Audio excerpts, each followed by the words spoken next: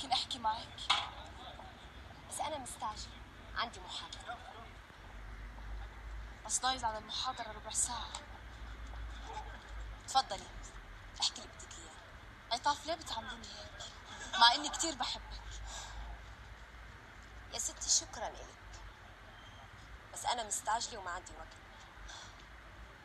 ويا ريت تحكي اللي بدك إياه وبسرعة. عطاف، إذا كان في موضوع شخصي بينك وبين حابس أنا ما إلي علاقة فيه، وإذا بدك أنا مستعدة أبعد عن حابس.